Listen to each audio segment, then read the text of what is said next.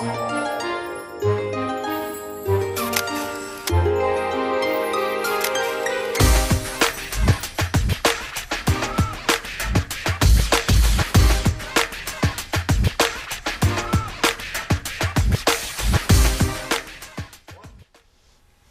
everyone, welcome to Off the Cuff, where the headlines come to life. We have in the studio Joe, Kid, and Sheila Burke, and they are going to be singing Everybody Has a Purpose from their new CD. Sheila and Joe? Thank you.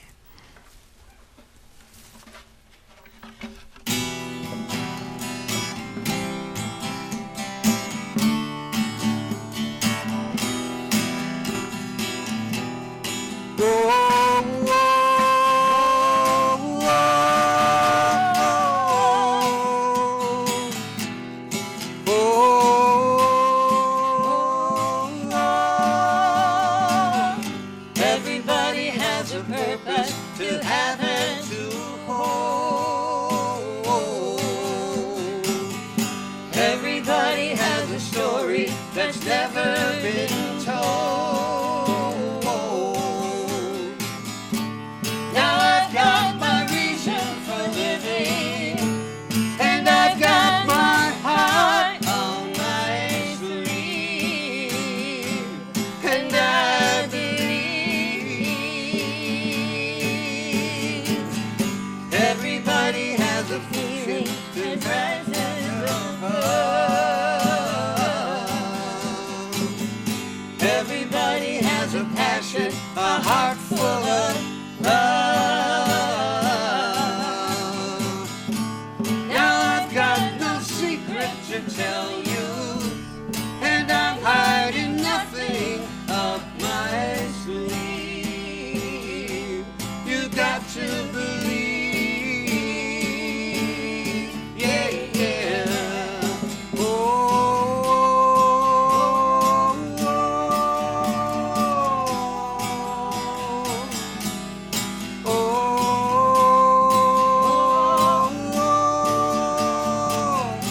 Everybody has a purpose to have and to hold. Everybody has a story that's never been told. Now I've got my reasons for living, and I've got my heart on my sleeve, and I believe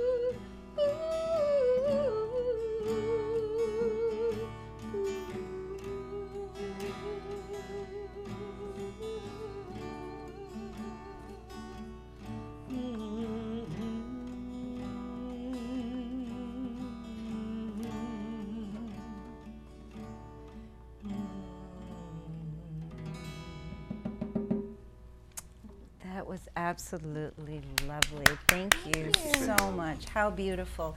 The music you two make together is really inspirational. It's beautiful to listen to, but the most important thing is it just has some beautiful meaning as well. And I know you write your songs, and you write them from a place of passion and a place of really promoting inclusion and diversity and understanding. Tell us your history together, and how did you hook up, and how did you start making beautiful music together? Joe? We met. It's a loaded question. Well, we met at a benefit for a friend of ours who was sick, and we were invited to come down and play separately. We hadn't met. We didn't know each other, and we were there. I did a set, and Sheila did a set separately. We just said hello to each other that day, and She then, had you at hello, huh? Then we disappeared for a year, and we didn't communicate at all. We met a year later at the college, at Henry Ford College, another benefit for WHFR. And I came in, and we were this close not to show up. Well, we were very close to not coming in at all. And I came in, and Sheila had already done her music there, and so I came in, and she was there, and I asked her if she wanted to sit in and play and sing with me, because I had heard her sing the year before, and she said yes, and she took off. And I love to tell this story. She said yes, so I'm sitting there with my guitar, and she runs off. She ran away. And I thought, well, okay, that didn't. Yes means no kind of thing. That didn't work out very well. And then a couple of minutes later, she came back. I came back with a drum. She did.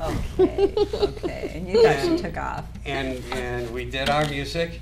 And the night before that, I had written a song called "Soldiers in the Army of Mercy and Peace." I mean, it's a 6-minute song, and it's a series of visions about war and being warriors and surviving conflict and violence, and that actually won an award as well this past July. In July, it won the Global Music Award for Folk Song of the Year, and I had never sung it. She certainly had never sung it. We didn't even know. No one knew what it sounded like because it was brand new. It wasn't even 12 hours old. We sat down. We played I played the chords a couple of times. We did the song just like it sounds on the record. It was perfect, and we knew right then and there that there was something synergy going on.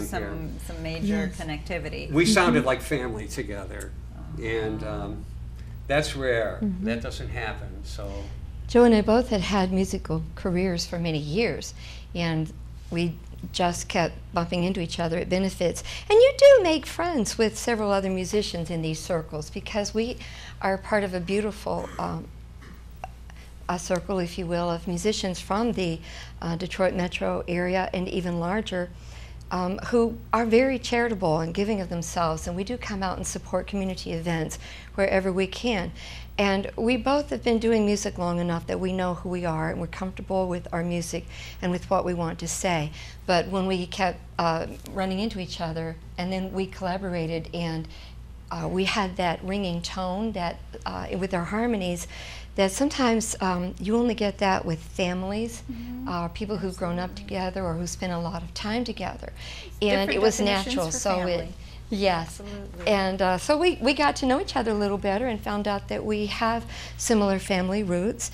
And it plays into our music and our message. And we're just so passionate about what we believe as far as promoting peace and diversity and social justice, and doing things that we can to raise awareness in the community. So it was just such a natural evolution for us to begin working together. And we each had a set of songs that we had written down through the years from very recently, and they're still coming to us. This inspiration still comes to us. And the beauty of this synergy is the collaboration that we have. So maybe I would get stuck on a song and he would say, oh, well, let's try this.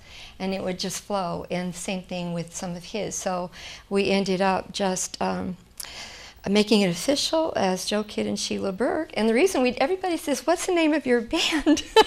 We're Joe Kidd and Sheila Burke, because we're already known in the area, individually. So we thought, how better to bring this partnership together and offer it to the world, in a we have a number loving of and positive songs. way. It was difficult to figure out the 12 to put on this record. We could easily do a couple more CDs without writing another song. And we will, hopefully. It sounds like you have a bright future together. Absolutely. Give us a little background of this next song that you sing, which is called "They Call It Romantic." Tell us about that song. Is that something you co-wrote together? We did. It was a song that had begun before we met, and Sheila has a wonderful talent of taking some of my ideas that began before we were together and kind of making it better, right? making it better and smoothing it out, cleaning it up, Okay. and those making it listenable, and so and the incredible harmonies and everything that goes on with that. The song began as a song to our mothers. Actually, our mothers, they came from the same area. Our mothers are both from Kentucky. And they both lived well into their 80s, and they both Wow. passed away from Alzheimer's disease. So that was another thing that we had in common, and so we shared that pain, that experience, and some of that record was born in that spirit. That's beautiful, and a coincidence in regards to your moms and even the demographics. There's something here that just said you needed to be together. But Sheila and Joe singing, they call it romantic.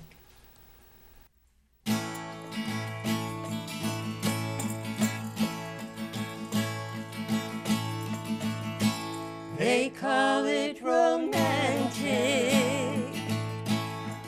when you're together. They call it lonely when you're apart.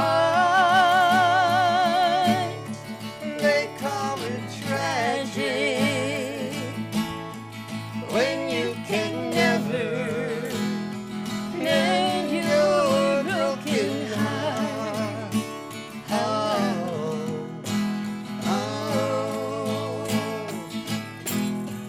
They call it freedom. Pretend to be happy. They call it happy. Pretend to be free. They call it a miracle that you would ever fall in love with me.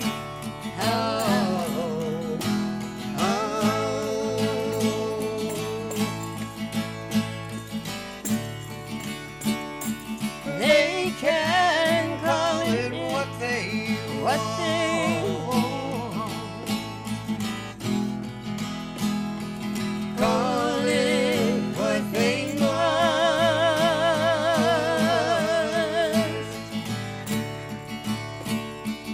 They can call it anything.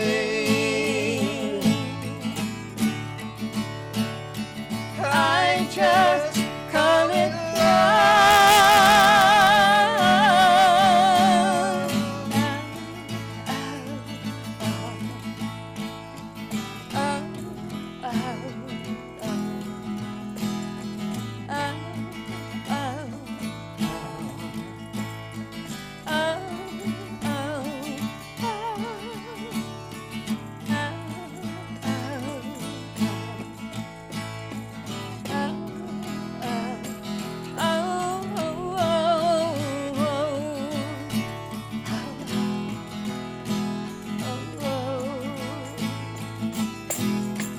They call it magic. These words that you told me, they call it delicious. This forbidden fruit, they call it holy, holy. This ghost that is haunting my memory of you.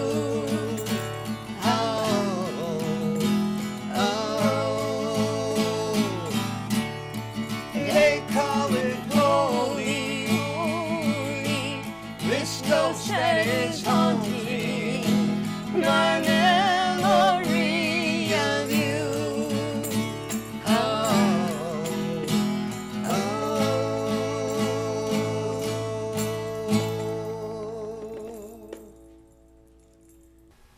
That was absolutely lovely. Thank you so much for your talent and for really the message and the inspiration that you are to everyone.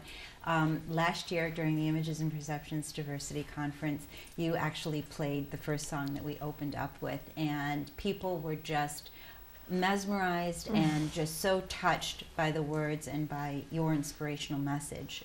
I know the message of diversity is very, very important. Why does that drive your music, and how do you put it into your music? Why does it drive your music, first of all? Well, we think that, first of all, we are all brothers and sisters on this planet. And the sooner that everyone can realize that and get a grip on that, I think we'll find this peace that we talk about, that we sing about for so long. Whenever we play at a peace conference or a festival or something like that, it always occurs to me that I wish we weren't here, because I wish that it wasn't necessary to come forth to a gathering like that. I wish that the peace was already here. So there's a bittersweetness to that. But this is a message that is in all of our songs. Every song we write has that love in it, the love of all people. Absolutely. We are all connected. We as do human have beings. a diversity within us. We both share Native American and Irish heritage, and then my father was Lebanese, and we've got a number of What issues. a combination. Yeah, and at one time they've all had civil wars. They've all been subject to oppression.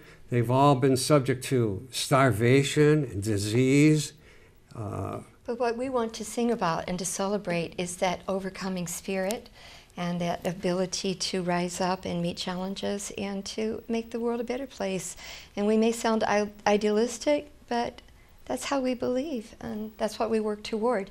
And I think another thing that gives us such a deep appreciation of diversity, we did a concert in New York a couple of years ago, and we were fortunate enough to be able to go over to Ellis Island and the Statue of Liberty. So when you think about melting pots in America, one of the first places that comes to mind is, of course, New York, right?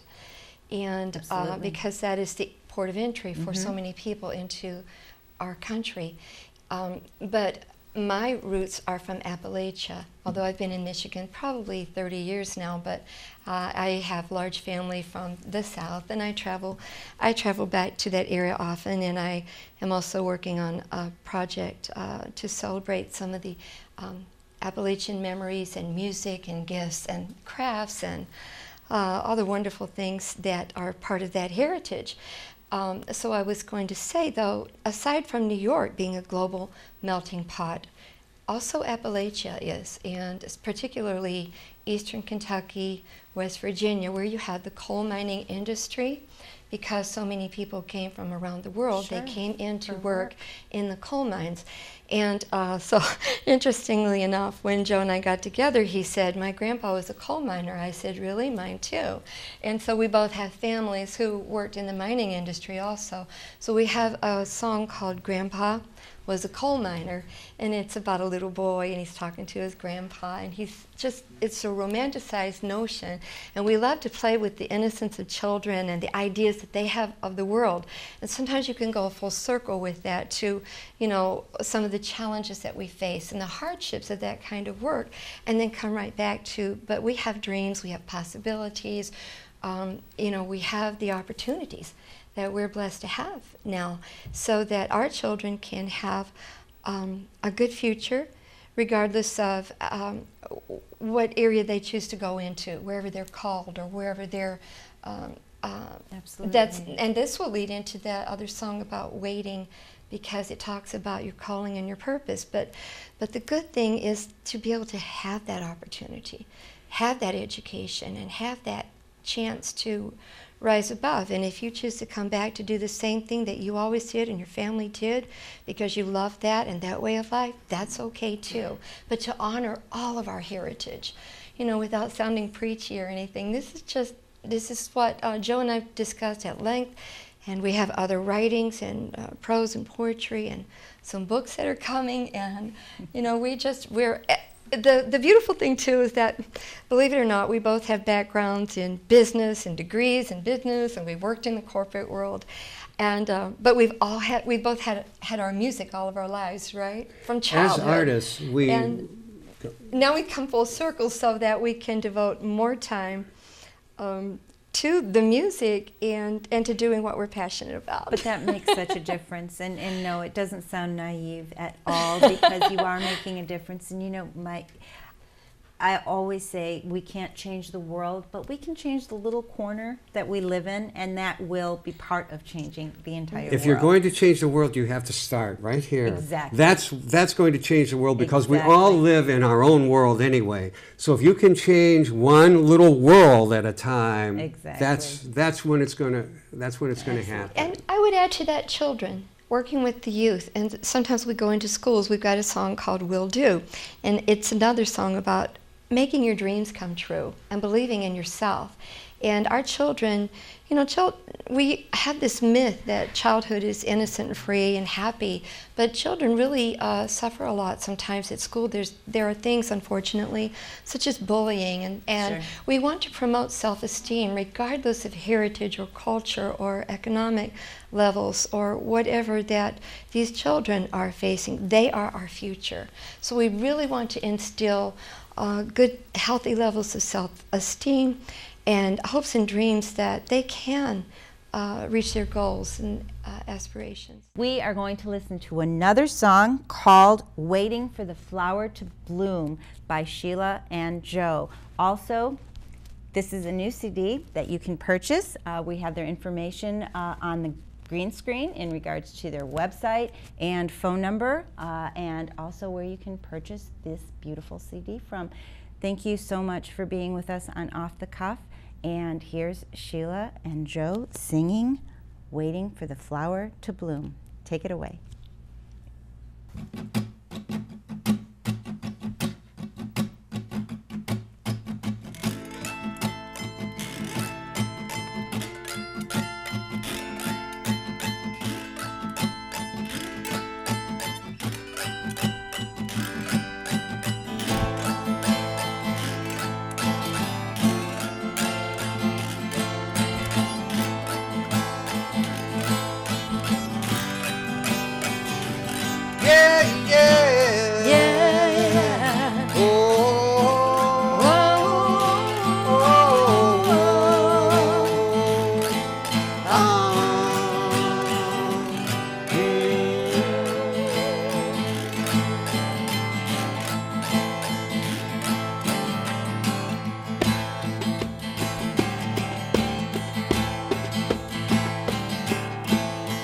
I've been waiting for that telephone call,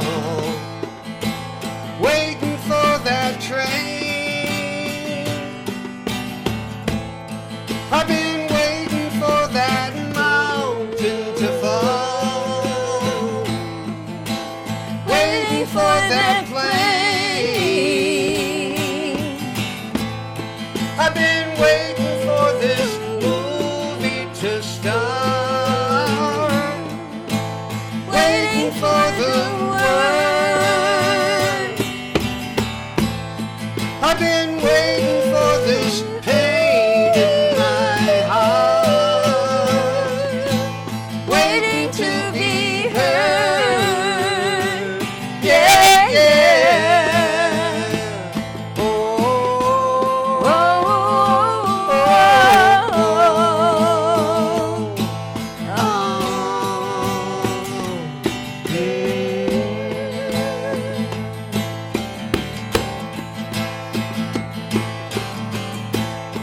I've been waiting for the bombs to stop falling, waiting to be free. I've been waiting for my prayer and my calling, waiting to believe. I've been